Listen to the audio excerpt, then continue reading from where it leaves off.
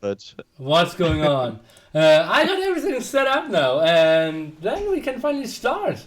Talk of the Empires, episode number 3, with me and Wilfred, zero empires today without a webcam, and special guest, Memb. Memb. What's up, Nearly? But if you tell me before that Zach wasn't going to be with webcam, maybe I don't accept the offer. I wanted to be with Zach also in the webcam. What is this, Zach? But thank you for having me, really. yeah, sorry I let you down. But at the moment, my room's a bit upside down because my bed broke, and didn't really want to have that on the webcam. So anyway, Well, we you should could be do all it. good. But you could do exactly what I did. You cannot imagine what is behind that green screen that I have there. You see the green screen there? Yeah. Imagine what. And now I'm talking serious. It's a disaster. My Do we room want is. to know? Do we want to know what's behind there? It's a disaster. It's absolutely disaster. Body bags. Well, you know. I just got this, and it was here on the floor. So imagine what is behind. A lot of cables, a lot of stuff for computers. Wow, a disaster, total disaster. Yeah. All right. Well, I wanted to say, looking at the topics for this episode's discussion, I think we're going to have quite a lot of interesting things to talk about. Maybe one of the most, I would say, drama topics in some of these things. But let's see how it goes. Well, yeah, I have seen the topics. I said Nearly before coming. Well, Nearly, don't worry. I am your guest. I'm not going to put any forbidden topic or anything. Talk about what you want. And when I see the topics, I say, well, I should put some forbidden topics, really, because I don't feel so comfortable with some of them. But I will try to go well straight, like I always do. Yeah, Yeah. I think, but Zach, after the second episode, even asked me, nearly, are we trying to avoid, difficult topics, salty topics? And I said, no, we don't, but it never came up. But it seems like today we might have something more in that direction. I felt like we should talk about some of the more dangerous topics out there as well, because otherwise, it's not going to be a true Age of Empires talk show without some drama stuff anyway. So we got to include something, surely. Well, and if it's is the actual stuff going on, way to avoid. We have to go for everything, right? Yeah. Age of Empires is not only the tournament; it's everything. Yeah. Yeah, exactly. Okay, then I would say let's jump into topic number 1, which is Vobly official community team disbanding. So let me tell you something about Vobly official. Vobly official was a stream, or is a stream, which ran from 2012 till now, maybe 2013. And was basically carried by Katsuni and Memb for a lot of years. Then some unfortunate things happened with WSBG and Taft, Jeanette, back and forth, and therefore Membrillo and Katsuni kind of went not to cast for Vobly Fisher anymore. And then a team took over. A team of, let me see, I wrote it down somewhere. We have it here. It was Pumuckl, Clemenslor, Dave, Milmano, Nonsensical, Nimino, PRV Limp, Robo, SMB, T90, and me. And it kind of got worse and worse, and the feedback wasn't great, the cooperation with Vobly wasn't great, and therefore the team decided to do something different, and they had the biggest esports content over the years, for sure. Covered WSBG, covered all of how was it called? Man, the tournament, 160k. The Clammaster. No. War is coming. War is coming. War is coming. Clash of the War Titans. is coming, yeah. Clash of the Titans. They had all the Nations Cup, and now they kind of run out all the top expert leagues. All topics as well. yeah, exactly. Like Memb and Katsuni covered this channel for endless amounts. Had lots of subscribers, biggest follower base at that time. It was before Zero Empires in T90 started, before Memb went onto his part, and now they kind of got away. And Memb, I will ask you the first question. You were like one of the first ones to respond to the thread, or in the topic, when they said, okay, we won't continue with that, and you said, what a sad day for ASC. Your comments. It's a sad day for AOC because I started bad with SMB because I am a guy with a strong character, and when some things happen, sometimes I do not contain my blood, my Spanish blood, if we can call like this, and he know everything about that. But we solved completely, and after that, and since both I think we are grown men and really mature, even if I look sometimes completely the opposite in my channel, but we are. And I think SMB, it's well, I say SMB because it's with the guy I've got more contact. I have talked also with PRB Lim as well, but with him and also with Pumuckl, I think he was great for Vobly Official, because if you check, Vobly Official was getting less activity than when the Katsuni and me were there, and you check, for example, the YouTube channel, and with less activity, less videos there upload, they got probably the most increase with subscribers, for example. I mean, so something good, it was done. I think it's bad because to make a team, it costs a lot. It is really costs a lot, and I think they did a good job with the Clan Master. You were there in China, so the tournament was covered, and they opened the stream, which, in my opinion, I think is a good thing. I could also stream, and whoever wanted to stream could stream. And if you break a team or if you make this happen, I don't know. It's really complicated. You start now from zero again without anything. And what I don't like it from this, it's that I don't know a lot of details. Is that the next day they announce a new tournament that is going to be a stream for Vobly Official. For me, it was like a shock. It was like, so a team go bye-bye like this, and then the next day a tournament happened. Well, I don't know. Well, what I know is that I feel really pity what happened with us. I never talk really with you, Nelly, too much, or with Zach, never also. But when what happened, Katsuni and me were spending in Vobly Official so many hours, and what happened with the Maldives, for me was bad. But I think for Katsuni was even worse, you know? And because he created that channel. Then I went with him, but Katsuni was doing all that channel. And I know that Katsuni, after that, he never feel the same anymore. And some things that happened with Katsuni as well in the past was related to that, because when you put so much time and so much effort there, and things like this happen, it's bad. Then with these guys that have done a lot of work, because you know, guys, how much cost to organize a tournament, and they were organizing the Clan Master, PRB Limb doing all the job they did, and they have to leave, because if they left, I don't know if they left, they were forced to leave, I don't know, because I don't know the details.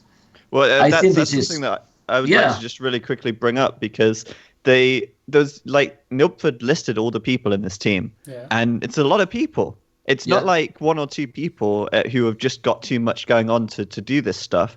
It's a lot of people involved in the team, and it seems strange that the whole team is going to disband because, according to the post, people have too many other commitments now. I understand, okay, if out of this team of 10 people, 2 people are now too busy to do stuff and organize stuff, but I don't really understand why the whole team has broke apart, because everybody seems to be, preoccupied with other things. I don't know if everyone's now going to split and do their own projects or something, but like you said, it's very strange that as soon as the team splits apart, the next day there's a tournament announced. Okay. And it will be on the Vobly channels and all those things. So three things. the next tournament announced would be my next topic, like future of Vobly Official, and that was kind of weird as well. And I will just quickly recap what happened at WSBG Maldives later on, and what are the people doing now. So obviously T90 was not super involved. He has his own channel. Dave wasn't that much into it. He was more of a feedback giver. Helen, so Nonsensical, and PRV Limp are taking full care of the Next Nations Cup. So they're like put into that. And so everyone is a bit like disbanding, but they find their places. Like Nimano, not really sure.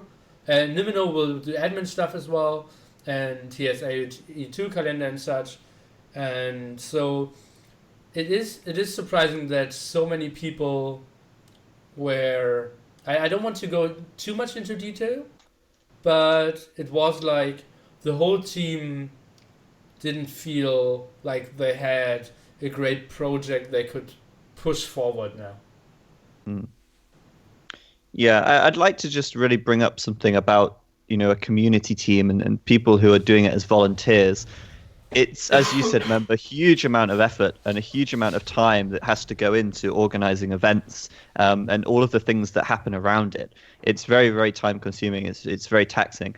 And when you rely on people who are basically volunteers to do it, there's no guarantee that they're going to be there all of the time to do this kind of stuff and have the commitment to do it for however long it might take. Let's not forget that a lot of these events are many months long. And so I think it's very difficult to find people who are volunteering to have that kind of commitment. So I guess maybe it's a case of, okay, well, 2 or 3 of the major people involved are now doing other stuff. And so everybody else kind of feels like the burden is too heavy, I guess, for them to all pick up the slack, I suppose. Probably, yeah. I don't know what to add, because these topics really feel uncomfortable, not good, because I spend a lot of hours, and probably people know me thanks to Vobly. What I wish, and I really wish, is that they can fix the things if there is something to fix. If they don't, I just really hope that Vobly, like platform, of course, and the Vobly official channel is needed for AOC community, and I hope that they do something good. I don't know how, but it's not my business anymore, and hopefully, really, that they can fix everything, because it's really important for AOC that they are still doing well. Do you still think so? Like, is it important to have Vobly official? It depends. I mean, the thing is, Vobly and Vobly official is the same, because I think it's not the same. It's not the same, no. I mean, Vobly is a platform and Vobly official is a channel. I mean, is need the Vobly like platform to have the Vobly official? I don't know if it's needed or not. What is needed for me is Vobly. Yeah. Vobly is really needed, because to play the original game, no doubt this is the best place to play. That's for sure. HD is different. I mean, HD is playing on Steam. You are talking now about the original game or the Vobly, and of course it's the best place to play with user patch, with all the stuff they do. You can do anything. You can set up your game however you want. You can put mod music. You can put the hippo, right, the elephant there in the game, whatever you want, and that's really cool, no? I mean, all you want to do. So, well, I hope so that everything is going to be well for the future for Vobly, really, because when you are being part, at least me, from something like Vobly, and I was really part. I always look it with good feelings. Not, I don't know how to say in English when it's the opposite. Like with grudge, it's say something like this. Yeah, is the word? Yeah. Well, I'm not like that. So I hope that it's gonna be all good. Okay. I mean, I would just offer my perspective, and that's that it's very difficult to find the right people to stream, to organize events, and to put the time in to do that kind of stuff.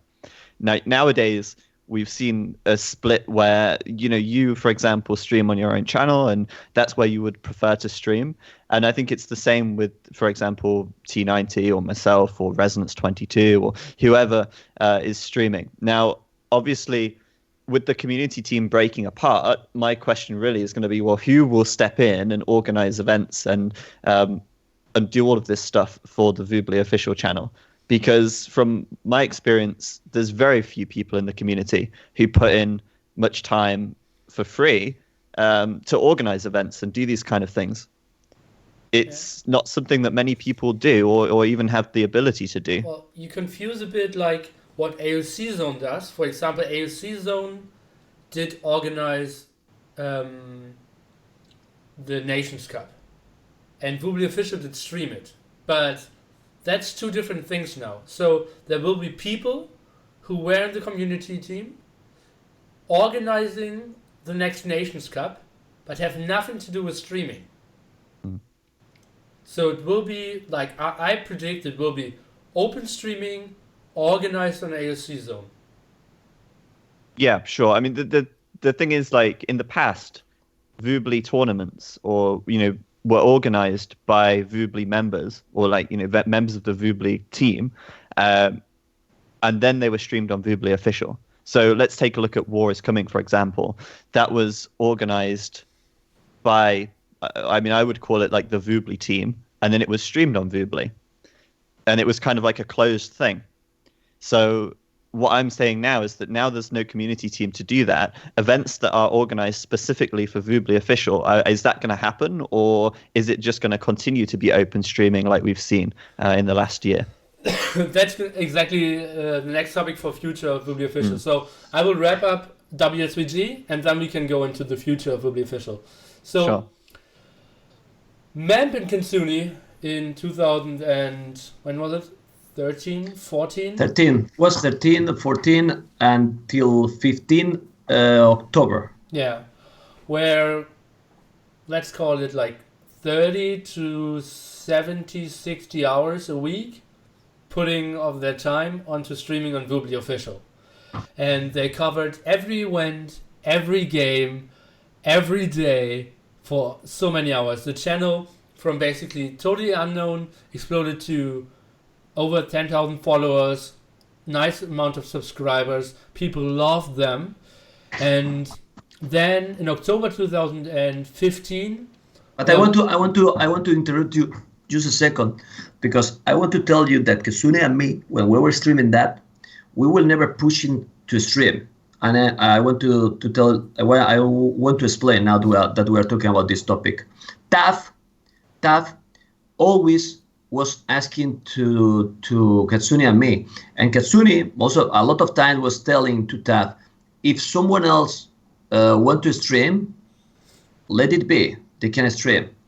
But back in the days, Kitsune got by far the best quality in the stream, right? Because now people has improved all the streams, better connections, etc, right? And for the reason, whatever reason, that is a question for TAF. TAF was asking to Kitsune most of the times, and to me, right? Because me, for example, I was co-casting most of the times. I didn't have the connection till April, May 2015. Then I started to casting a lot as well on Vobly.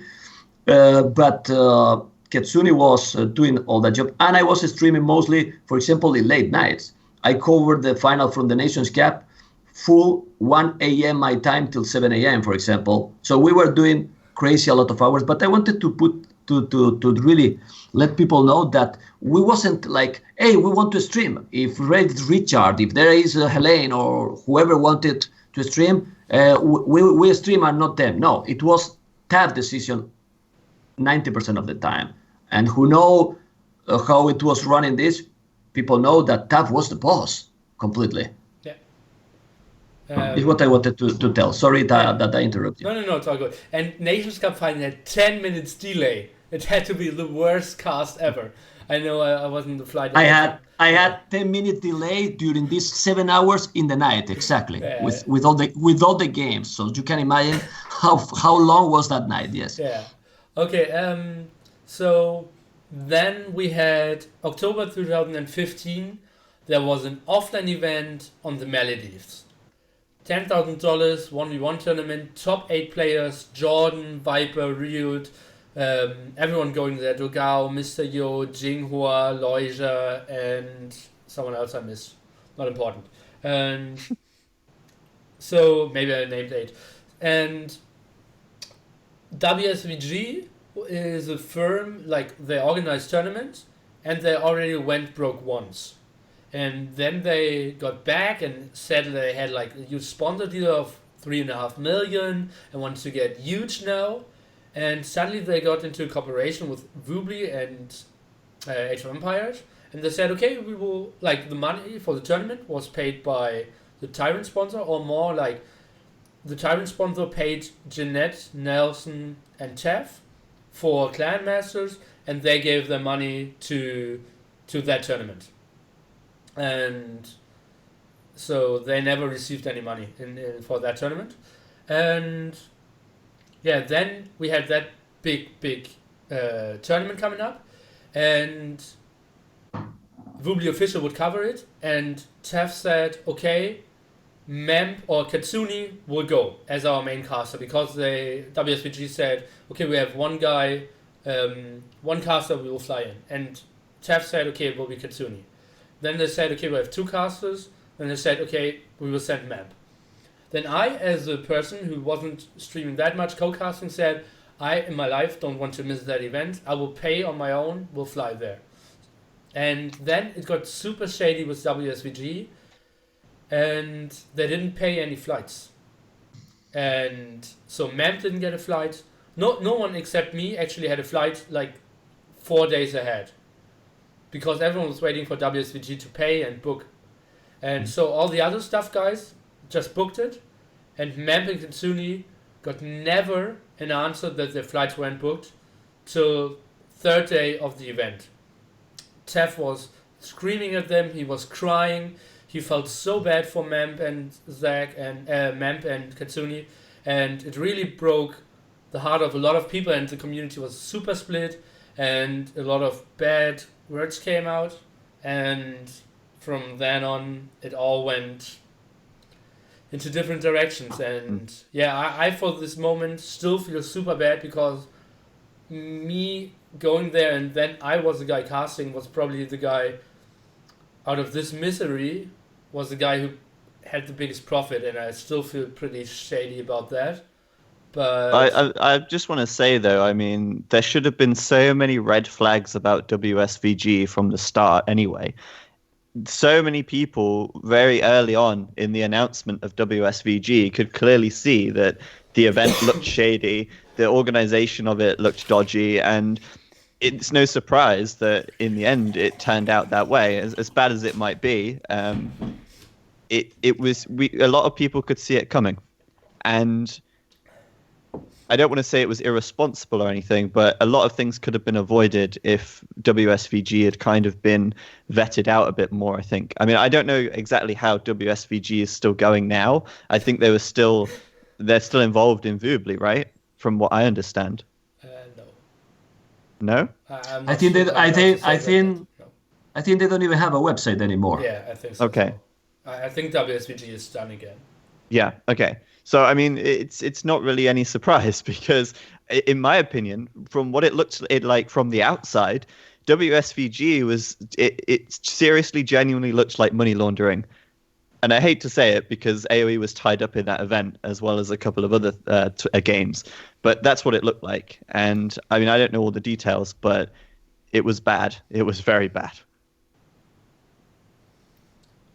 Do you want to tell something about that? No, I don't want to add anything else. I'm just saying that's what it looks like from the outside. No, I mean, I'm like to Nilly. Do you want I say something about that earthquake? WSVG did some mistakes, but most of it honestly was the Maldives. Like, they did so incredible moves. Like, let me think of something. Flights, for example. There was an organization who came to WSVG and said, okay, now we like your project. Let's we will book all your flights. Just give us the money and we will give you a 20% discount. Just do a small sponsor, like a small banner for us. And WSBG was like super happy, like sweet, 20% discount for 100 flights. That's super sweet. Just send them the money, and like 1 month before the event was happening, they said, yeah, we didn't book any flights, and we won't give you the money. We will keep 80% cancellation fee. And they didn't book a single flight, and 80% of all the money was done from all the flights. And then WSBG said, yeah, obviously we will sue you now. And they said, yeah, try to sue Maldives company and Maldives law. Good luck. And they didn't even try, from what I heard. But it was super shady. Like the island. There was like, obviously all the casters should live there and all the players. Didn't happen. They didn't allow that. We should get a free ferry ride. Was allowed 1 day before, all cancelled. WSBG had to pay everything. Then like so many super shady things. Everything was built up, and the event was starting on Monday, and they had everything on the island built up, and then on Friday they said, okay, no, we have another event in the venue at Saturday, get everything off. And they said, okay, super shady by you, but okay, we will just deconstruct everything. And then they said, no, it's a big event. We want to get everything off the island. So they shipped everything on the island, built it, then got everything off the island, and 1 day before they got everything on the island again to reconstruct it. It was so bad. And, well, I don't want to go... I think we could do another special for WSBG Maldives. Like, it was a catastrophe? What? A catastrophe? Like it catastrophe. Was catastrophe. Yeah. I feel good. I feel good, Nelly, when someone have problems with the English, man. I feel nice, because I'm not the only one. So that's really good, man. Okay. So no, but really, about that, I mean, people is telling something in the chat. Okay. I'm not. Of course, I'm not happy when I remember this stuff. Yeah. But really, I mean, this is pass of Public Official, and I just hope that is not going to happen to anyone, really. So, because just put in the position of Kesunia and me, that we didn't get any news about that. But I think talking about this is not going to help, really, because it was something really, really bad experience. It was really bad organized, like Zach was telling. But why Kesunia and me left wasn't for that. So it's no point to... I don't want to go into it. Future of Public Official. I don't know, man. I don't know what is going to be the future. And it's going to be related Public Official with closing again the events. Will be open. Will be what? Will be transparent. Wow. And because transparency, but transparency need to be, for me, is really important. Do what you want, but at least tell the truth. Okay, so... Now, future of Vobly Official. It seems like Jeanette is taking over at the moment, and he is hosting the balancing patch tournament. And yeah, when it comes to open streaming, how is it at the moment? You're allowed to stream if you don't have a sub button, but you're only allowed to stream till the last 6, and you're allowed to stream your point of view, but only to the last 6 as well. That's right? Yeah, I think I don't know who's behind the channel now. I think from what has been said so far that it's Chris who is behind it. Okay. Chris at Vobly, the guy who we were supposed to talk to and get into contact with about streaming for the event. This is EGC we're talking about. But I don't know, because it's not very clear at all. And even after speaking with him, it's still not entirely clear what's actually going on behind the scenes. But he was the guy we were told to talk to regarding anything streaming related for this event. Now, as far as the event organization goes, that's clearly not being ran by him. That is being ran by Jeanette, Geraldo and Carlos Ferdinand, I believe. They're the three moderators on the sub-forum. Yeah. Well, I was talking last night with Carlos Ferdinand because I was streaming in late night, and then I saw Stark in a room, and the title was 2.1k. Then I joined it because I wanted to cast in to see, wow, what is a star? What is going to play 1v1? Then the title changed and he put a password and gave me the password. And I asked, why'd you put the password? Well, what is this? It was a tournament. Then I was asking to Carlos Ferdinand about the tournament and he told me that he has nothing to do with the streaming policy. It's the only information I know. So I guess that who decide about that, it might be Jeanette. Because as far as I know, the event is also not a Vobly official event. So that tournament, I don't know if what you need to stream or not, if you need to the subscriber button or not. But yeah, it's still not clear. Well, I think it's clear. If you have a subscriber button, you're not allowed to cast unless you pay $150. I think that's what I heard. You can buy and honestly, that sounds harsh, but I have a weird opinion about that, and a lot of people will disagree with me. But in all the top sports, that's how it works. There is someone who is doing organization. Yeah. Sorry, just to break you off there, because I understand what you're about to say, but it's not the same at all, because nobody owns a sport. Nobody owns football, nobody owns rugby, nobody owns tennis, whatever. You can do what you like with those games because they're just a set of rules that's owned by everybody. The problem is if you're trying to sell something, the rights to something, you have to own that thing. And obviously, Vobly don't own Age of Empires 2, and that's where there could be an issue going forward if they try and go down this route. Now, I have said before, I think streaming, like selling broadcasting rights, it's something that is done in normal sport and is done in media, and there's nothing wrong with it as a business model. It's just the question of how it's done right now. And my biggest concern at the moment is there's literally no documentation, there's no framework. How is a streamer who is being basically told via Skype how it's going to be, how are they going to know that they're not getting screwed over? Or how do they know that the other people are being given the same deal? How do they know that they're not, how do they know the money is going to be paid to the right place? There's so many questions, and there's not really a lot out there that really covers that information at the moment. Yeah, and there were endless amount of questions in that direction on the forums, but they were all deleted on Vobly Official. And not on Vobly Official, on AOC's though. There were 25 posts deleted, and who asked what is going on with streaming, what's going on, and then later on there came an announcement. Those are the guys who are allowed to stream and only till then.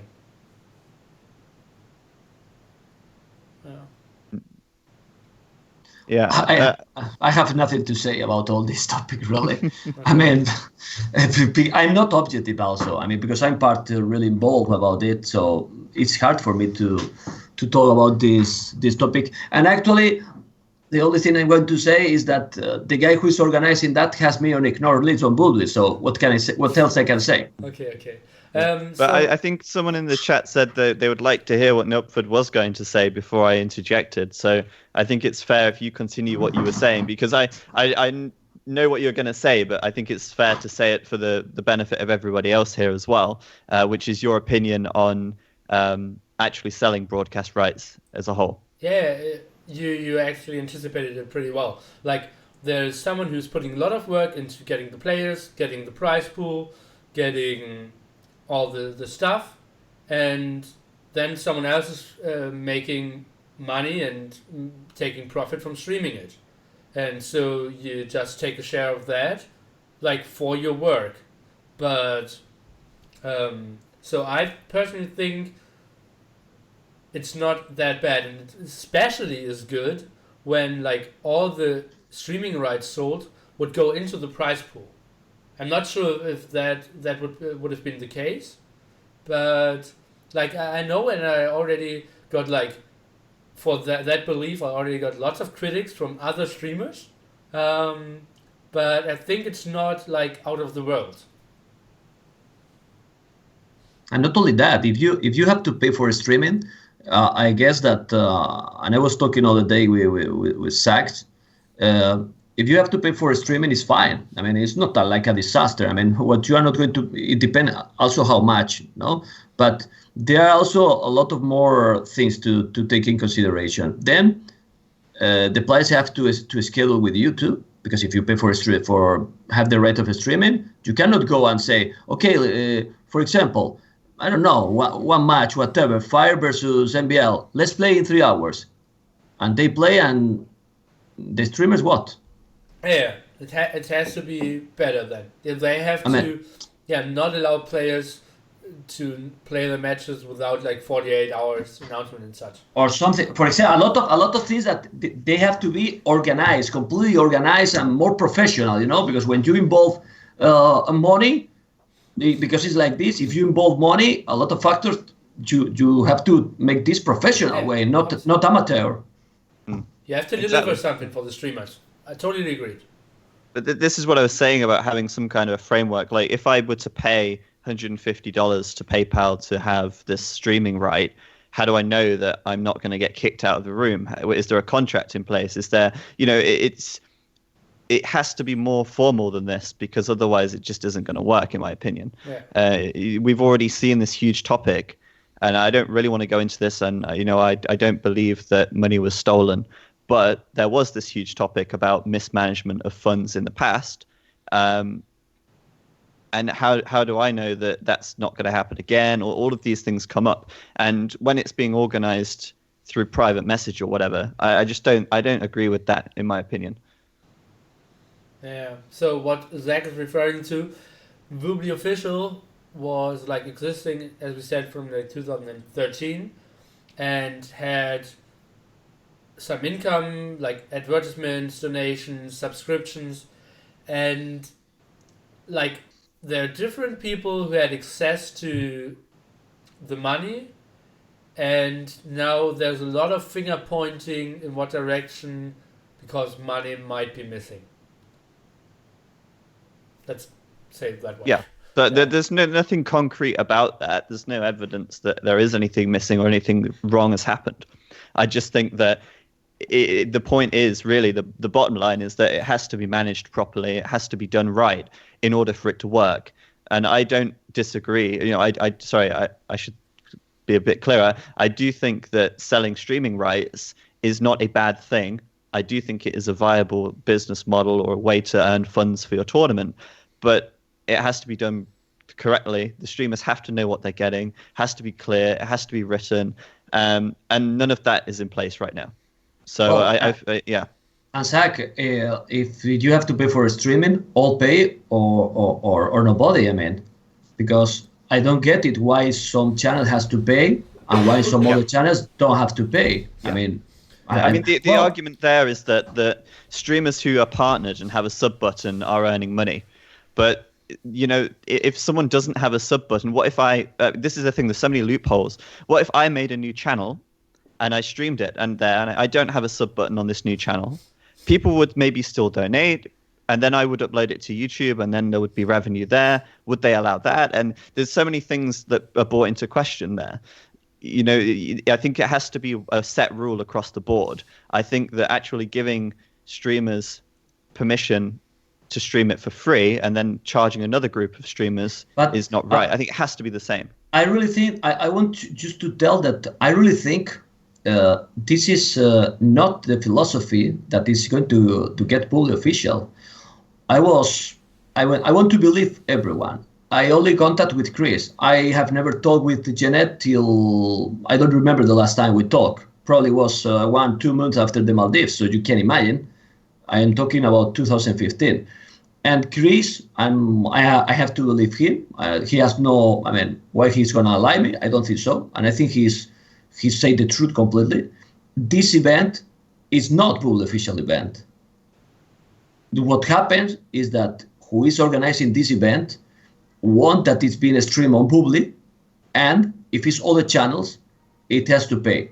The only thing is, maybe Vobly shouldn't agree with that, right? that's also possible, because in my opinion, and I don't know, but I have the feeling that's the reason why the community team disbanded. They didn't agree with this kind of stuff. They didn't agree with all that, and for that they gone. I'm just guessing. But if you connect everything, it makes sense. I mean, and Vobly, I'm almost sure that if Vobly official organize a tournament like Vobly official, not like, because Vobly official don't, as far as I know, don't put the money for that tournament, so they don't choose the rules, but they are accepting the rules, which is not the same, but it's close. Still being a bit close. But they are not organizing the tournament, and then, well, the next step we will see what it's gonna be. But still, for this tournament that I think can be an interesting one, you have to make all clear. Well, you have said already, so I don't want to repeat because it's the same. I agree with that. But people are making the mistake, I think, in the chat of making a parallel to football and saying, well, if FIFA organize a football event, they sell the broadcasting rights. That's true, but the point is they don't own football, and somebody else can come along and do their own tournament and sell their own broadcasting rights for football. But when you're doing that for Age of Empires 2, which is not owned by, it is owned by somebody, it's very difficult to get around the game content usage guidelines that are in place. But anyway, what I wanted to say, moving on, I think we've talked a lot about the streaming costs and broadcasting rights and stuff. The future of Vobly official, I think they need more casters and they need more volunteers, and I think that's really where they need to increase or to work on if they want to continue with the channel and continue having regular content on the channel. Yeah, and at the moment it's Jeanette, Nobody 41, and Katsuni actually did cast the other day. Yeah, I'm not sure who else. I can't name more. Marimu, maybe? Yeah, maybe. And I just wanted to say as well that like Escape Gaming, obviously we're hosting tournaments and we're doing that kind of stuff, but we're actually doing the opposite approach. We realize that streamers are giving up their time to come and stream on the Escape channel, and in return we're paying them for their time. We're not charging them for their time, which is, I guess the difference there is that they're coming to stream on Escape AOE and not on their own channel. So there's kind of like a compensation there because, let's be honest, if Memb was to stream on his own channel and do his own coverage, he'd probably get some donations and earn some subscribers. But I want to say, Zach, about the donations and all that stuff. I really think, even if you cover or not the tournament, when people subscribe or donate to you, I mean, to you, Zach, to me, to T90, to whoever does, it's not because of the tournament itself. Most of the times it's because they like that guy. The way they do, I mean, they like the content it provides. But, for example, when I stream tournaments, I barely, in comparison, if we talk about donations and so on, playing Black Forest, being shut up, I get more support than when I cast it. So I start to believe that people don't want me to talk, Well, I'm kidding, no? But you know what I mean? I mean, that support, people cannot count about that. And if you have followers, supporters, they do because they want to do it. You don't force to anyone. When you force people to anything, and I mean anything, they will do exactly the opposite. Because it's like this, man. I mean, if you feel free, people feel comfortable, feel good to be in one channel, in one place, in one event, whatever. And when they see that all is clear, all is going good, for example, if they let me stream a tournament in that tournament, right? And it's going great and so on. Well, probably And I did already with Master of Arabia 2 versus 2. I didn't want to go on that, but I couldn't that because I have a family. But if I feel good, people is supportive, work together. Probably if you can afford, probably you will help with for the prize pool with 100, with 200, what you can, And people that support me like my channel, personal channel, they will see it like a whole and they will say, oh man, but the event organized. And I'm sure that people that support me and donate me, they will subscribe and donate to the other channel as well. I'm sure. You know what I mean? And saying that is like shooting to my future support or donations, but I don't care about that. What I care is that people can watch whatever they want. With the caster they choose, they have the person. Well, with the escape that you are doing, it's happened that because we are all casting. It's not only one caster. So people can choose, they can see the diversity. Sometimes they have Neely, sometimes they have me. Tina. Of course, they are personal preference, but you can still watch a lot of people there, and I think it's cool. I would like to cast in all. You know that I am a robot caster, right? So I can cast all if it's needed. But I know that not all people like to watch me casting. So it's good to have everyone. And I think one of the points you said earlier was really important, and is that people donate to you or they subscribe to you individually because of your personality. Yeah. It doesn't matter what you're streaming at the end of the day. If you're streaming Black Forest team games, if you're even playing against a computer, if you're, it doesn't matter. You could be streaming the best players in the world, but the people who are actually going to donate and the people who are actually going to support you, they're the people who will be watching no matter what. Yeah. And so that's the reason why you have the support and and all of that. It's not because of the content that you're streaming. It's because of you as an individual. And that's why if you don't pay for the broadcasting rights for this, every game counts tournament, you're still going to stream and you're still going to have support. That's the thing. Exactly. For that, I'm not worried about that. What is a pity is that, people like to watch the AOC, they watch the game. And as much games people can watch, the tournament will be better.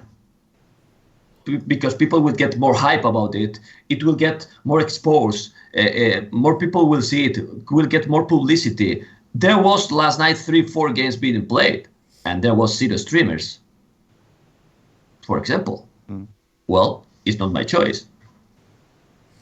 Yeah. So then let's jump kind of into that direction. So future of Vobly Official, for us, very uncertain. We think they need to get more people and especially more streamers to really continue, if I can wrap that up.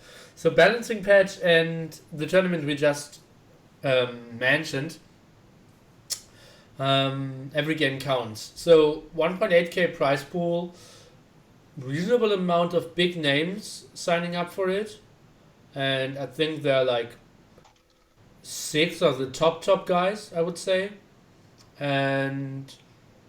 but no real, we don't see real future for streaming. Or will Jeanette cast all of the finals? Like every game of the round of 6? What are we expecting there? I don't know. I mean, I guess it depends if anyone purchases broadcasting rights and then they can do it as well. Or I guess it depends if they decide to change what the policy is on that. I don't know who would in that case cast the finals, but I imagine it's either going to be on Vobly Official on just that channel, or it will be on multiple channels. The thing is, there's not really been any official word on these kind of things from the announcement threads or anything like that. I think there has been. I think you're not allowed to stream the last 6, like the round of 6, which are the last final and where all the money is divided. But is that for everybody, or this is the thing. I don't recall seeing this honestly, anyway. I don't see anyone buying the rights. Mm-hmm. I would know. Like the only guys for Human would be profitable. RT90, don't think he will do it. Memb, don't think he will do it. You, don't think he will do it. And then we're getting slim. Like, for me, it's not like I am allowed to cast everything up to the top 6. So should I really do it? And like a lot of my viewers are like the Vobly official viewers already. So I will not get as many like external guys like you would. So I don't see anyone really buying it. So I think every game has to be covered by Vobly official. It might be. But this is what I was saying before. If nobody does buy the rights, then would they change the policy? Because they're kind of shooting themselves in the foot then. If nobody buys the rights to stream it, then it will just fall on the very few people that are left to stream on Vobly. And in that case, their tournament won't get much coverage. And surely the whole idea of this tournament is to bring exposure to the balance patch. This whole X patch thing... not even X patch. This is the Carlos Ferdinand patch, sorry. But surely the whole idea was to bring as much exposure to this as possible and get people on the side of implementing a balance patch and making more people aware of it, making more people in favor of it. And surely the best way to do that is to have the most people streaming it and have the most influential people streaming it. So I don't know. Will we see anyone play the balancing patch out of the tournament? Like, will actually a 1900 host balancing patch 1v1 tomorrow? Well, nearly AOC players, AOC community, and I hope people don't get me wrong, is a bit stubborn and they don't like change. I mean, in general, I have in the game since this started, and I'm streaming for a long time ago. And as far as I can see, you try to make some little change, and people prefer play hands 1v1. Just to give an example, it's not that but you see most of the times the same stuff. And when there is some little change, well, look what happened this year with Master of Arena 4. There was a little change. Just okay, let's try to make the map a bit different. Let's start from different age. And do you remember Master of Arena 3 that we cast together, the finals? Yeah. Remember the hype? I think incredible. I think Zach also was streaming one of the games. We were together, and between he and me, we're doing almost, and also T90 I think was, but we got like 2,000 viewers for arena games. Yeah. Between the 3 channels. Or maybe one German, also Clemenceau was streaming in German. I don't remember. Then Master of Arena 4 this year, not even half of the viewers. Yeah. Well, it didn't have the hype, but that. I mean, like, the hype was, but it was broke because it was people was trying to make a change. Swiss Boy was trying to make a change in the start. And people don't react really good for the change. And I'm going to be honest. Of course, if you put 2,000 or how much is the price for this tournament? 1,800? Yeah. Yeah.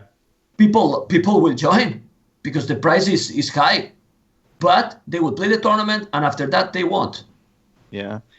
People will join. I'm honest, but it's my feeling. I mean, well, it has happened before because it's not the first tournament. So and another thing that for me doesn't make sense, I don't know what you think, Zach, they make a X balance patch that got some interesting points. And then days after this happened, now a tournament in the previous balance patch. I don't know. I mean, you have to decide what you want, or make a patch that get things for the balance patch and from X patch, put all together and make a final patch balance to go with. I don't know. Exactly. I think it might even make it more confusing because you've got 2 competing patches now. Or I wouldn't say competing because according to the posts I've seen, they're working together as well. But the point is there's still 2 separate balance patches. That just kind of confuses things a bit more. I don't really know where that's going to go. But like you said, if there is a decent prize pool, then of course people are going to sign up. But one thing that I wanted to add was if anyone saw the Fireside Balance chat with Viper and Tato, which was streamed on the Forgotten Empires channel, it was basically Resonance 22, Cision, Viper and Tato just talking for a bit. And one of the things that came up was about how they feel about the new civs, and both I think Viper and Tato agreed that they really enjoy the new civs and the new balance changes on HD because it's so different. And you see these guys actually wanting to play the new civs, and you see them, even Doubt and Viper playing with the new civs without anybody telling them or without anybody giving them a prize money to play for. Of course, they're going to train for these bigger tournaments that we're hosting, but they're doing it outside of tournaments anyway. And you don't really see that with the balance patch on Vobly. You don't see the Viper and Doubt having a balance patch game on AOC, because I think people just want AOC to stay as it is, and they're happy to try new things when new civs get introduced. Yeah, but those are like the three guys who are most open to it. Like, I got so many top players telling me Clash of the Hippo, not really sure. It's a very good idea, but I like standard AOC. And they're like Tato, Doubt, and Viper, the only ones giving me positive feedback from their own. So it was a very clever choice by Resonance and Cision to get two of those into the chat there, because they're super open, and the rest, like we had it like in Talk of the Empires 1 or something. People are so stubborn when it comes to AC, and it really hurts me, because it would be so much better if change is possible. And we had it before, like, should we change force change onto them? That's not a good idea, and so on and so on. So it's a tough thing, and I don't see the balancing patch becoming something real. Well, for that reason, Age of Empires, the Conquerors, has some problems to grow. I mean, it is still more or less in a okay level, but it's not growing. I mean, the AOC is not growing. It's the truth. If you check all the other games, and I check, I don't have so much experience, but you see Hearthstone and a lot of games, they get updates, they get new stuff, new cards, whatever. Well, maybe even too much, right? But for that reason, you can complain that HD version doesn't have, for now, the spectator overlay, that maybe is not that smooth, but people get hyped with that with the game.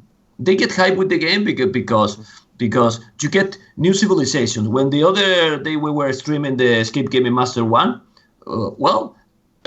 Zach and me, how much experience, how much games we have casted, but still we were getting surprised for some stuff that we don't know, and that is good, man. That is good, because it makes the game interesting. But we all have to get all together in that perspective. Not only the viewers, not only the casters, also the players. We have to think, hey, we want this game go to somewhere, or we want that we play 1v1 Arabia Hans forever and that's it. I don't know if you know what I mean. Yeah, exactly. I agree, and I think there has to come a point where if AOC wants to grow, I don't really know. I don't know if it's correct to say it's not grown, because what I find interesting is that recently you see Viper, you see T90, record high viewer numbers. We've never seen viewer numbers that high before on individual channels. And then the Escape AoE channel as well, like 5-6K viewers for these tournaments. It's a huge number, and it goes to show there are a huge number of people out there wanting to watch this kind of content. But AOC hasn't really grown much, whilst everything else has grown around it, I feel. I was talking about AOC. Yeah. I mean, some people is telling that Miguel is an expert player, is there in the chat. AOC, exactly, it's a different game, but we want that AOC grow as well, because why it cannot grow? It could grow as well too. And about all this connected about Viper big numbers streaming. Well, he's now streaming. I'm sure that if he wasn't streaming probably 1 year ago, probably he would get viewers. But these numbers as well, we don't know, right? Probably with all the hype that with HD, all helps. But we have to be, in my opinion, this is just personal opinion, have to be open to make some change, but all together try to find the way to go for this path or for the other. Because if one is going from the left and other is going for the right side, we are never get in the same point. Yeah, but I think the problem is for everybody who says we should have some change, we should try a balance patch, we should do these small balance changes to make AOC a little different, or make it more fresh. For everyone who says that, you've got another person who disagrees and says, well, I want it to stay the same. And I think that's the biggest problem, because you're never going to get the whole community to agree. The only way that everybody would play a balance patch is if it was enforced. And I don't think that would happen, and I don't think that should happen. I think, AOC has been the same for 16 years, and I think it's understandable that people want to play that game the way it is. And I don't blame them for that. And I think that's why it's fine that we're having the events on HD and we're doing stuff with HD, because we do get that variety there as well. Yeah, that's true. Well, there was some comment because I make a joke in the chat that Nili is about to die. Hope he's not dying live. You can see, man, Nili, maybe you should have without the webcam. He's moving back because he's dying. He don't want to be. Well, about the topic.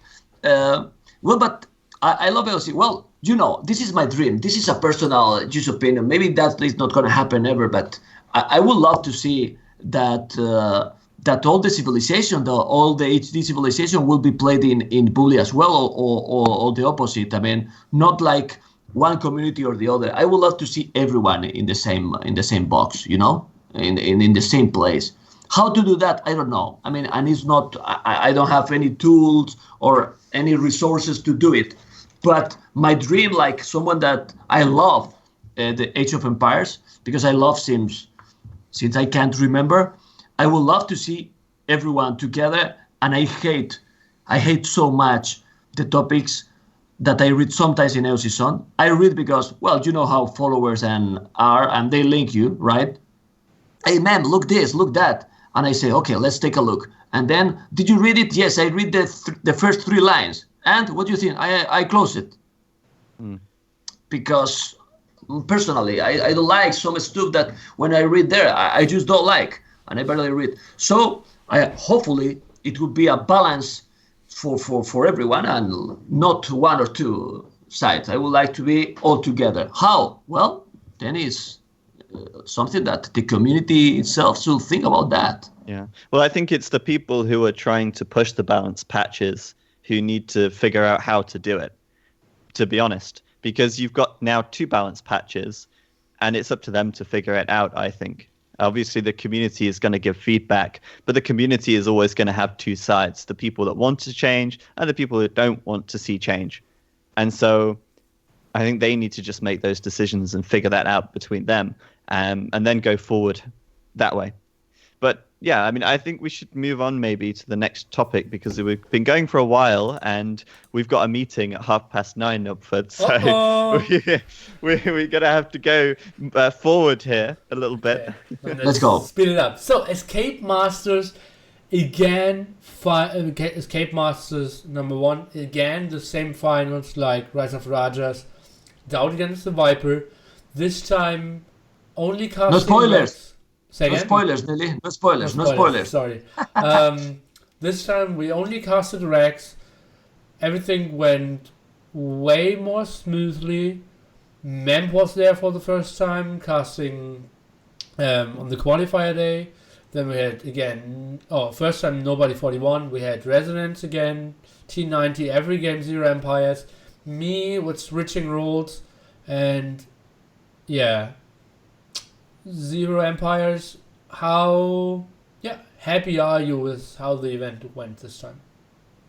I'm really happy with how it went, actually, from a kind of viewership perspective. And a lot of people say, you're too bothered about how many viewers you get. But I want to say that how important it is that we try and see some growth and that we can show to people like Nvidia or Microsoft or other sponsors how many viewers we're getting and how and why they should be interested in what we're doing. And that's basically how we got Nvidia involved, by saying, well, look, we did Battle for Angkor and we reached this many people. Why don't you come and do something with us? And of course they agreed. So from my perspective, it was great.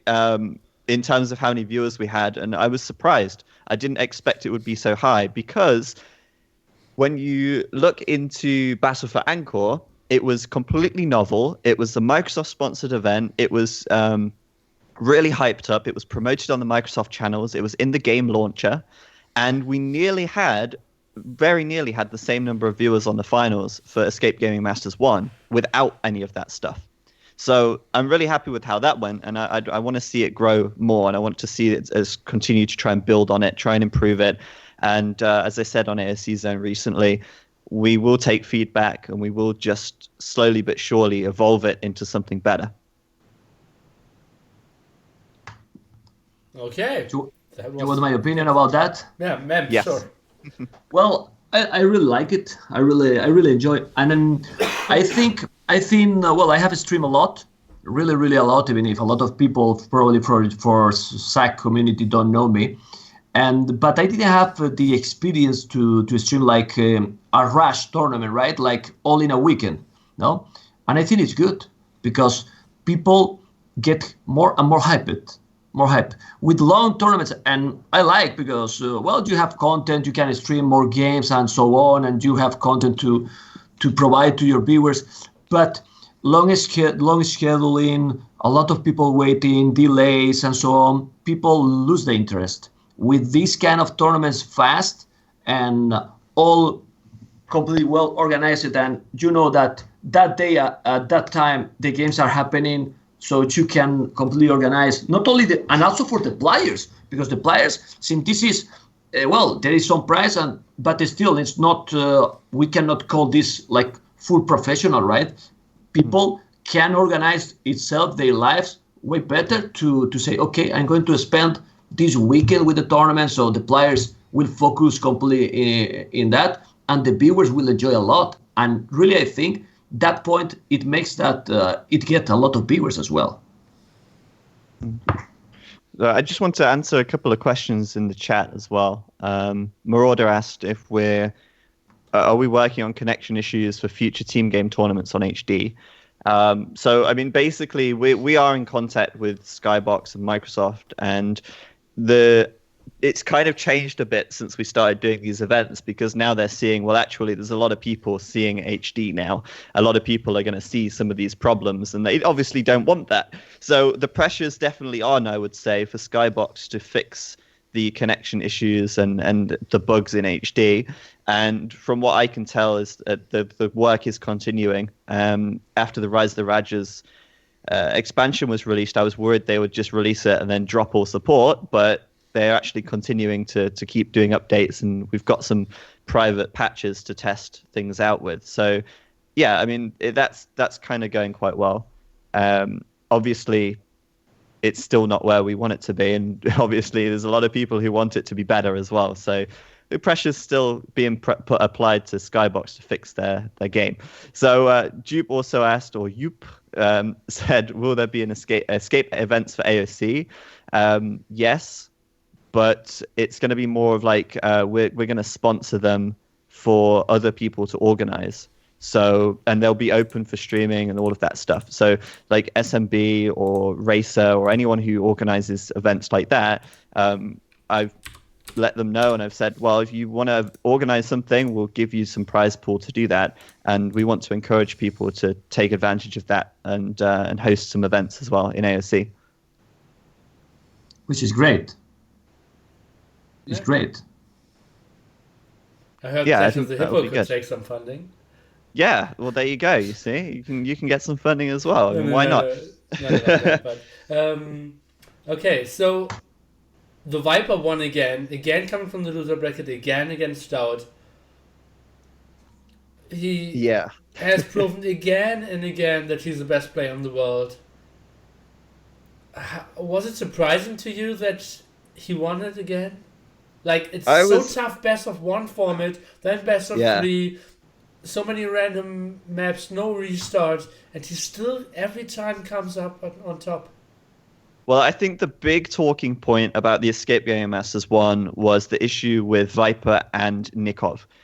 Slam knocked the Viper down to the lower bracket, and it was a best of one between Viper and Nikov.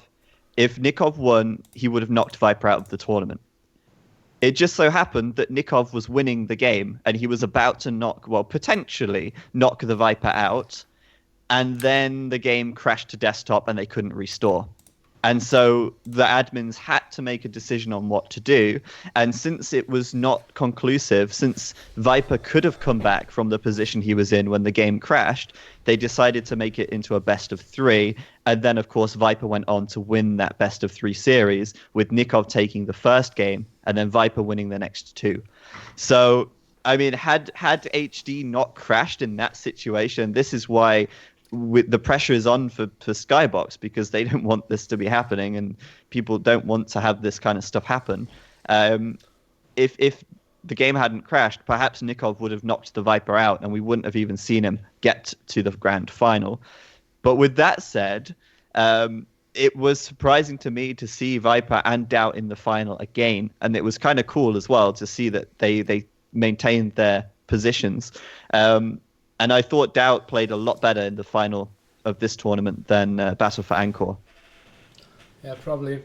And I'm not sure, I should have asked the Viper if I can say it, but I think I want to say it. The Viper actually gave $200 of his first prize to Nikov. Yeah, because that was really so bad. Yeah, that was really honorable of him to do that. And I mean, I felt so bad for Nikov in that position. Obviously, I genuinely think the admins made the best decision for the situation to make the best of one into a best of three. But it was really nice of Viper to give Nikov that kind of consolation, I guess. And yeah, I feel like Nikov could have very easily gone on to knock the Viper out of the tournament right there. Well, that situation, I mean, how to solve? I mean, it's impossible. I mean, who can? I mean, to put in Nikov's skin is like impossible, and to solve that situation, well, it's a best of three. Try to be the most fair possible. The most fair possible. There was no. I mean, who can believe that can happen? But because if the game is starting or the game is more or less even, and well, you restart the game and that's it. But with the game in these kind of situations, who can control that? Nobody. Yeah, exactly. Not the caster, nobody. Yeah. And Viper as well. I mean, he came back from much worse situations in later games. So it could have been that Viper would have been able to pull a comeback against Nikov. We just don't know. But yeah, it was really unfortunate that it happened. And obviously, we want to make sure that doesn't happen again. For that situation, is the only thing that a fast tournament is bad. I mean, it's bad for the player because Nikov, the psychological factor. I mean, how he wasn't playing probably at 100% after that. I mean, he might be angry or frustrated or whatever. So I must believe so that he was like, oh man, and now he had to play. So probably he wasn't focused as well. And for that, for all those factors that Viper know, probably he did what he did as well. Yeah, I assume. I think mentally it affects the players in a big way, and it would have changed the outcome, definitely. So I think that was really the main talking point of Escape Game Masters 1. I'd say the tournament was a great success overall. We saw a lot of viewers. We saw some fantastic games. We saw another final between the Viper and Doubt, and it was a lot closer. And I'm looking forward to the next one, which is Escape Game Masters 2, which is happening next weekend on the 10th, 11th, and 12th of February. And I think that's our next topic as well. Indeed. And the format for the main event will be pretty similar, but I think there will be major change when it comes to the qualifier. Maybe you care to elaborate, Zach? Yeah, sure. So one of the biggest feedbacks that we got about the first event was the way that the qualifier was done. Now, the bottom 4 players are immediately invited to the qualification stage. And previously we had an 8-player qualification, which meant there was only 4 open slots for new players to join. The biggest criticism or the biggest feedback was that there should be more open spots to join the event and more opportunities for people to qualify. And so we changed the format of the qualifier to allow us to have 10 open qualifier slots plus the 3 people who finished in the bottom 4 last time. Just to explain why De Gauw wasn't there, but De Gauw did sign up to the qualifier. So De Gauw finished bottom 4 in the Escape Gaming Masters 1, which means that he was invited to the second round of the qualifier for Escape Gaming Masters 2. However, De Gauw said that he was busy and he couldn't make it. So we set up the format, we posted the sign up, and then De Gauw messages me and he goes, "Oh, by the way, I can make the qualifier now." and I said, "Well, it's a little bit late to put you in round 2 because we've already set the format up, but you can sign up and you can enter into round 1 and you have to play through the whole bracket." But I'll post the qualification thread in the chat so people can see what the bracket looks like. And as you can see, we've basically added a whole new round so that gives a lot more opportunities for new open qualification spots. Okay, but how does 10 plus 3 work? Okay, so the way it was originally going to work was if you have a look at the bracket now. Okay, yeah, I get it. In row H, on the match H, that's where De Gauw would have been. And we would have removed D2. Maybe I can just post the image in the chat so people can see. This is not going to work very well for the YouTube VOD, but... well, I will add the image.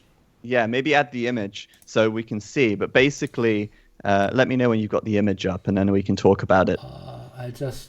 That wasn't professional. Bam.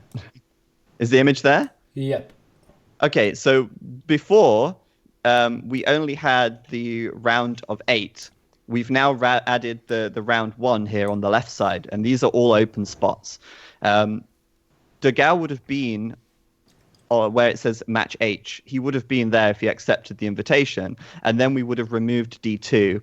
And basically, the first round is completely open to the people who sign up, and the winner will go through to meet in round 2 one of the bottom 4 players from the previous event. So we've basically just added that whole extra round in there before, and that allows us to basically have a lot more open slots. In this case, it's 10 open slots increased from 4. Yeah, but it normally would have been like from 4 to 8, right? Yeah. Yeah, that's right. Okay, yeah. Okay. It would, that's basically doubled. But in this case, in this special case, it's 10 instead of 8. Yeah, Okay. that's basically that. That's the big change to the event. Other than that, the event format itself is going to be the same in terms of the structure. The main event will still have the same double elimination format. The difference this time, and this is the theme for February because we're going on a bit of a theme here, it's old versus new. And we're introducing a lot of the older AOK civs, AOC civs back into the civilization pool. So the civ pool for the Escape Gaming Masters 2, we are going to see Aztecs, Huns, Britons, Mongols, and then we're going to see 6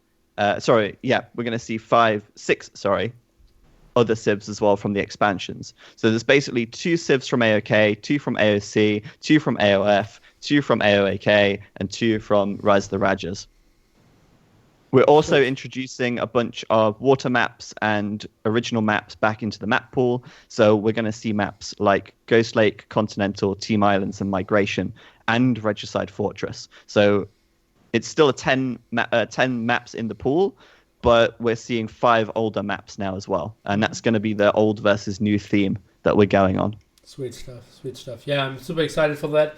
So that's coming up in roughly 8 days till 10 days? Yes, starting in 8 days. And I'm going to be casting with Memb all day on Friday on the 10th of February. We're going to be doing the qualification all the way through. And as we can see, there's definitely a lot more games as well. So we're going to be starting a little bit earlier at 1 o'clock. I want to say two things about that. The first is that you guys need to take off that Friday, because with all the games that we're going to have, you have to take the day off.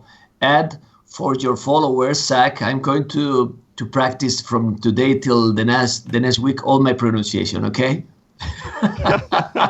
Oh man, I wouldn't worry about that. I'm not worried, man. Do you think I'm worried? I'm not worried, man. Really. Keep it up for the Spanglish. The Spanglish will be there forever. Stay tuned. Go. I have to say, man. Go. That's going to be happening. I think there's 13 matches for us to cast, so that's going to be a really long stream. It's going to be good as well. There's going to be a lot of great games and a real good introduction into the tournament as well.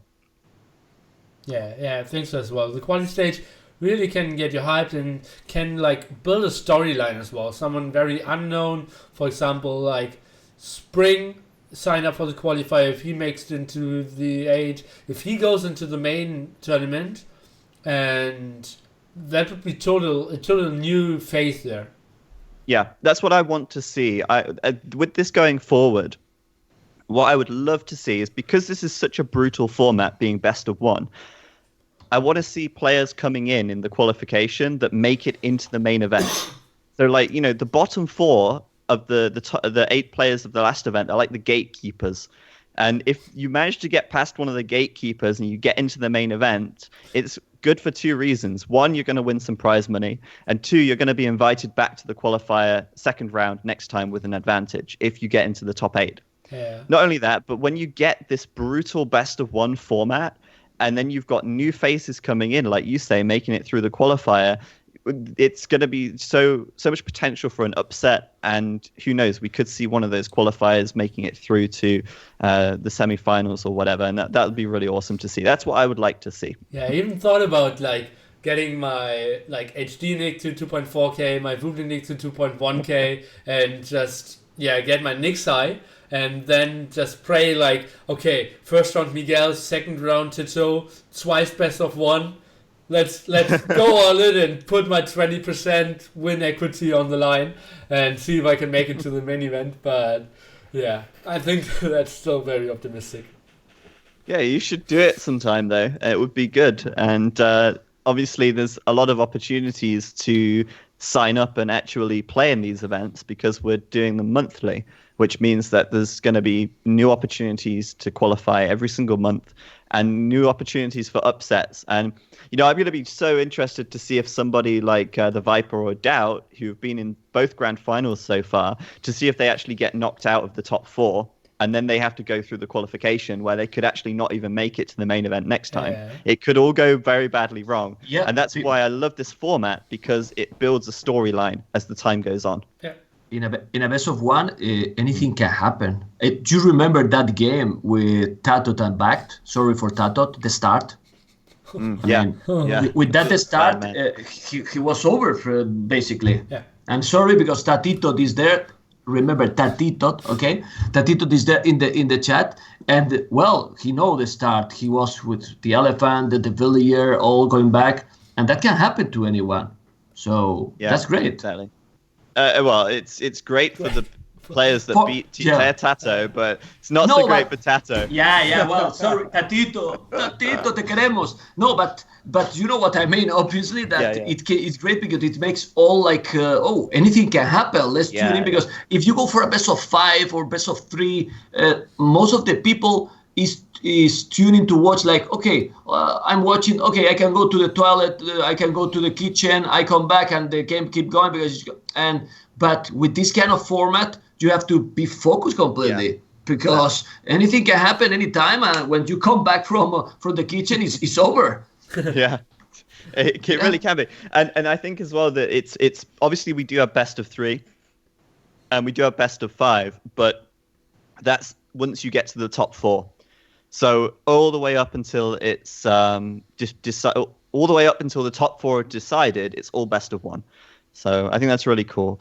And I think we should now move on to the 2v2 events. We're getting very close to half 9. I want to tell about that. I mean, I love team games, but 2v2, in my opinion, for team games is excellent because usually there's a lot of action. It can be also connected with the Master of Arabia 2v2 topic. We can connect, and there is a lot of great games, and I'm sure that in that one will happen as well. So I'm really excited for that tournament. But you can go Zach about it because you probably know a lot more details than me. So I said before the theme for February was old versus new, and that's why we're seeing the older civs and the older maps being introduced back into Escape Gaming Masters 2. But we're also going to see that theme carry on for the 2v2 event, because the old versus new theme basically means that one team will play with AOK and AOC civs, and the other team will play with expansion civs only. And that means that we're going to get to see the civs that the players are the most comfortable with, you know, your Aztecs, your Mayans, your Huns, your Vikings, playing against the new civs, which they still haven't quite learned that much about. So it's going to be really interesting to see how that plays out. And it's going to be a single elimination, best of 3 all the way down until the finals, which is going to be a best of 5.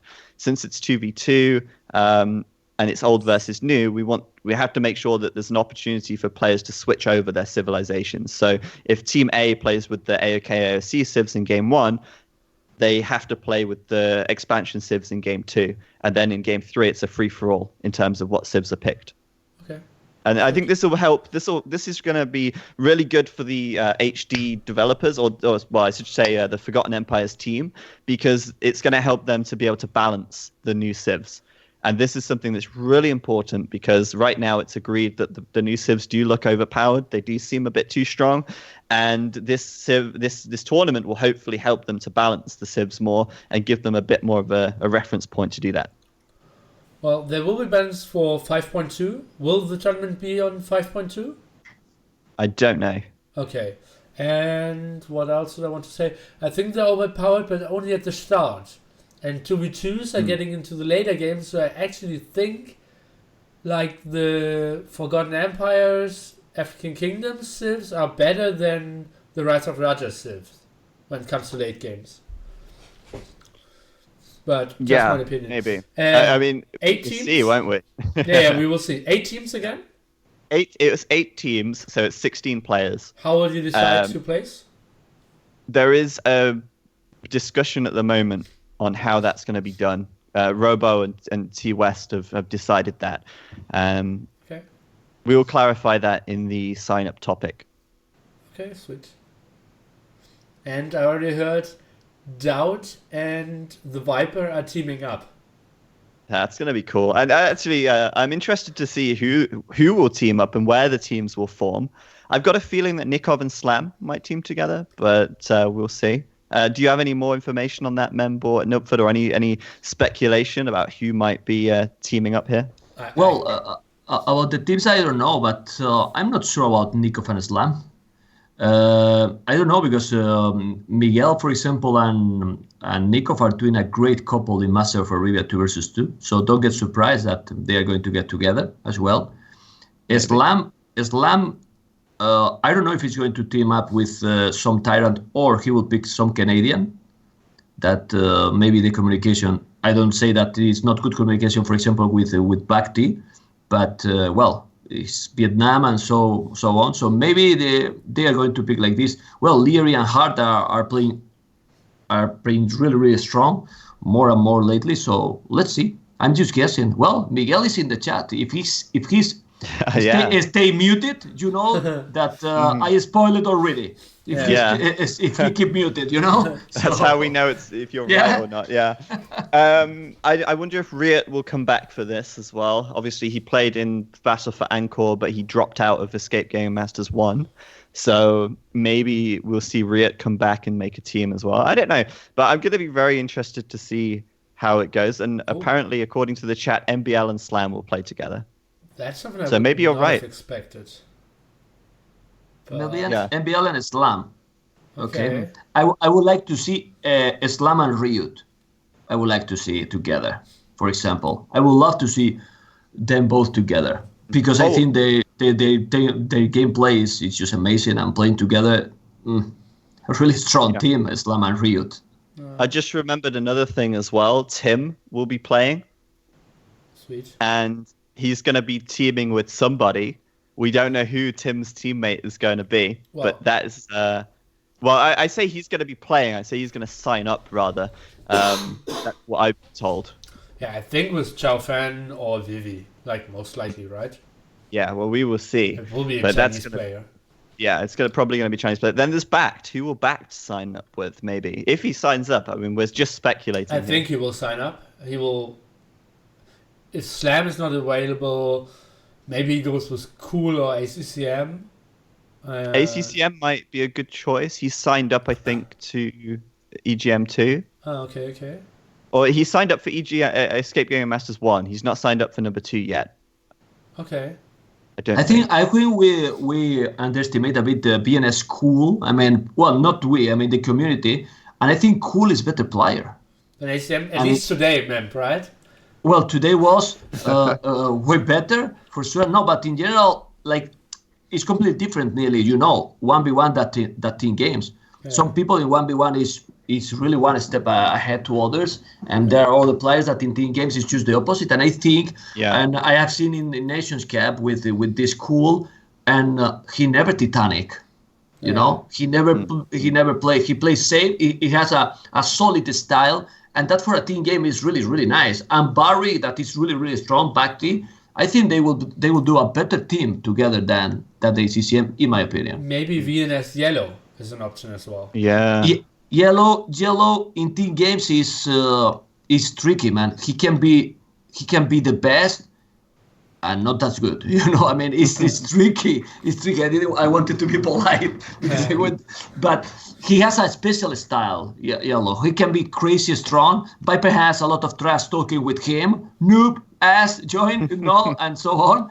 But really, I think that what you want for team games, something like safer choice, right? I think Cool will be safer, but we are just speculating about it. Yeah. But I love 2v2 or team games in general, but for me 2v2 is one of the better formats. I'm not a huge fan of 4v4, but 2v2 is like the next step up, isn't it, from a 1v1? And it's definitely going to introduce more I guess uncertainty. It's harder to say who's a stronger 2v2 team versus who's a stronger player, because like you said, the team game is a very different kind of environment, and some players are just fantastic team game players, whereas they're not as good on their own. So it's really cool, and I'm really excited to see who signs up for this. And to be honest, Zach, let's be realistic. I mean, we go to spend, for example, 10 hours. Casting a 4v4 without the spectator overlay. Sorry, Zach, but that's not gonna happen. Call someone else. I mean, I love it. Whoa, man, it's impossible, man. Well, T90, go on casting now that you are there, but what we need for a 4v4, what we need for a 4v4 is 8 casters, one person to watch each player. Yeah, 2v2 is still really okay. I mean, because getting the caster and the co-caster, we can control more or less all the scene going. But we need the spec overlay. Well, I wanted to ask you: do you think it's gonna be possible, or something? Maybe if you don't know what about to have a spec overlay in HD. I'm asking this because I'm getting message. Whisper message for viewers ask to Zach, please. Going to be a spec overlay. I really think it would be a way to really improve the HD scene as well. Well, I know that it is possible. And from what they've said on the forums, they said they might look into it and they might do it. So we'll have to wait and see. But I know that it's possible. It's just whether or not they decide to go ahead and put the time in to do it, or if they think it's actually going to work. It's one thing having it being possible, but just because something's possible doesn't mean that it's going to be easy to do or that it's worth doing. So we will see. But yeah, one more thing is that I've been told that Microsoft are going to be making their own trailer for this event. And I'm really excited to see how that's going to turn out, because it sounds like it's going to be cool. I'm not going to say anything else, but yeah, that sounds awesome. But let's very quickly talk about Masters of Arabia 2v2. I think this is a great topic for Memb, because you've been streaming a lot of that tournament. A lot, no? So, yeah. Oh, Well, Well, all yeah, of that tournament. almost all. The only pity is the delay in the tournament. Other than that, the tournament is great because this 2v2 format is just fantastic. In my opinion, is fantastic, and we will see in the Microsoft 2v2 event. We have seen today games between ACCM Cool, Fire, and the Gal, and still a lot of games to happen. And I can tell really, really fast, all what is happening. Nikov and Miguel are waiting in the grand final, right? So they can wait there relaxed because Team BBC Fan has to face now Fire and Dogao in the round 6. In the round 6, the Viper and MBL, and hope you're still alive when we finish this interview, Nearly. Barry and Slam is a problem, man. Barry and Slam versus Ryu, Doubt, or Goku. So the winner between that will face the Viper and MBL, right? So, and in the final loser bracket is still there, like in the round 8 loser bracket, Supi and the Max are waiting. Well, just really nice, and the settings are cool. You know, they get in random civilizations in the first game. Then the second game they just switch the civilization that happened. Third game, usually in the winner bracket, it has been Hans, all Hans. You can imagine how many cabarches we have seen in those all Hans. And in the loser bracket has been if I'm not wrong, mirror civilizations. Then what I really like it in the fourth game, who is losing in the score, choose civilization first, then pick the next team, and like this till get the four civilizations, and then the last game is free pick civilization that usually is Hans, Aztecs, or Mayans. The tournament is what I'm telling you, Zach, and it's really important that the tournaments don't get delayed. If they don't get delayed, there is a lot more hype. Even like that, today was nice because it was today Thursday. It was, I would say, early for Europe. I don't know what you think, Neely. Yeah. And in total, I think it was around 600 viewers, which I think is really nice. So people want AOC and want tournaments. They love it, but not only the viewers, the players love it. If the format is interesting and so on, people want to play because it keeps their motivation. Let's remember, let's be realistic. This game has so many years, so people need also some motivation, and tournaments motivate people. Yeah, so true. Yeah, and Master of Arabia, I couldn't be more hyped. You casted the games today, I casted the games today. They were pretty entertaining, and from there on, it only gets better. Like, for me, everyone could win the tournament here, and I wouldn't be surprised. And maybe I would be surprised if Zupi and the Max, but they actually have very good chances. So, I think Miguel and Nikov will win. If all play in their best at their best, I think they are the best team. I have watched all the games, and I really think it's not because Miguel is there in the chat. I think people underestimate sometimes Miguel because it happens. Sometimes he's Titanic. It's the truth. He has some games that you say, oh my God, but when he play at his best, well, he saw it in this tournament.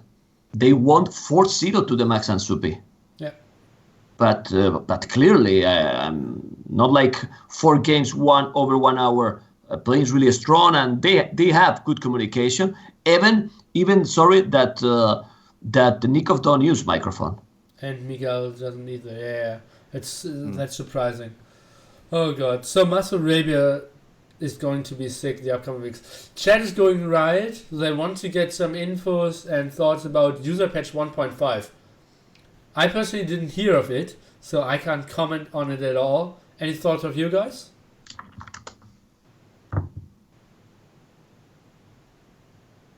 Sorry, I was totally zoned out there. User patch 1.5, Zero Empires? Any thoughts? User patch 1.5. So, awesome stuff. I mean, there's literally nothing bad to be said about it. It's all good. And I mentioned this yesterday on my own stream, but the thing is that the user patch team have a lot of trust from the community, and people know they can trust them.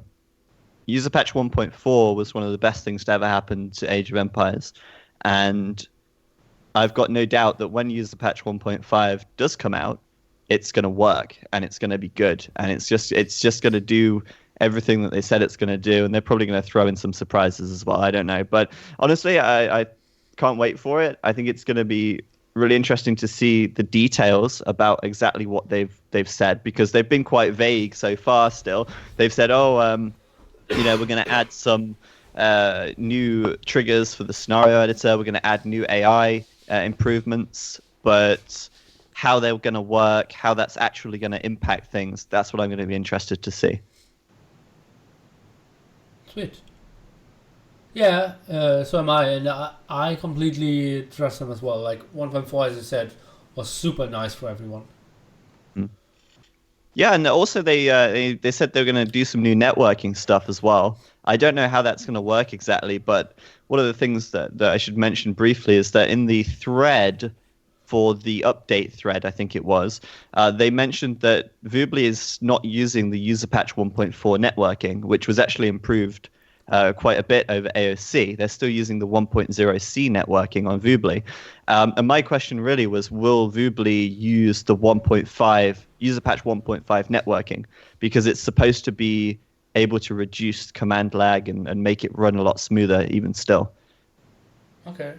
Sick. Well, less command lag would be so much better for AOC and could really do a step into like a serious esports. Because lots of people are messaging me like, how can someone play this game competitively when your unit is moving for 1.5 seconds? Mm-hmm. Yeah, exactly. It makes it much more easy to micro if you have very low delay, and I think it's going to be really interesting to see how it works and whether or not it will be added into Vobly or not. Obviously, they'll add 1.5. It's just whether or not they use their networking from it. Okay. Or how long it takes. Anyway, yeah, I think that should wrap things up. I think we can talk about 1.5 next time when there's some more details, perhaps. It's a big topic, and I think we're overrunning a little bit as well. Yeah. Sorry for that, Zach. No problem. And yeah, Memb, any last words on the topics? Thing where we cut you off, where you really want to say something? No, well, just thank you for having me here, and hopefully that everything is looking so nice, so good. I only want to wish the best to Vobly, really, and that everything gets solved and all can be good in the future. That's my wish, and I'm really hyped to be the next Friday, not tomorrow, the next week, and cast a lot of hours with Zach. Well, Zach, you will have to be with me a lot of hours. Sorry, man. It's what it is, man. That's Damn it. No turning back now. I've already given you the invite.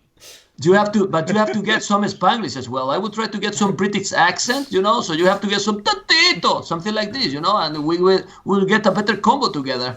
I tried a little bit. I did some bada booms, I think. Nah, come on. To be honest, we never cast together. It was the first time, and come on, man. For being the first time, in my opinion, was nice, man. Yeah, it worked well. Yeah, it would be better probably, because when you get used to someone and you cast more and more, you will work better. I will not talk when you talk. I mean, over you and so on. But when you get, even if you do it, when you are doing that and you get excited because the game is just great, you just have to show that and you remember that 99.5%. If that happened, who the hell cares if we're talking over the other? Man, yeah, exactly, he's dying, man. He's dying. The TC is gone. So go crazy, man. And that's it. At least I see the game like this because I love it and I cannot change that. I can content a bit, but I cannot change that. That TC thing, actually, I looked back over it and it turned out it was actually 98%. But, in the moment, it was 99.9%. And that's all that matters. We know that it was really 99.9%, even if the UI said it was 98, Yeah, crazy. Well, we love this game. That's the thing. That's for sure. That's exactly nice closing words. Any last thoughts of you, Zach? No, I've said everything, really. We're going to go have our meeting now. Okay. Then all right. That's it for Talk of the Empire episode number 3 for this time. Which was me, nearly 0 empires and Memb over here. And I was trying to point, but it's still reversed, and I can't really get it in my head. It's so tough for me. Thanks everyone for tuning in. I hope you enjoyed it. And tune in next time when it says Talk of the Empire. Thanks, guys. Bye-bye. See you later. Bye-bye.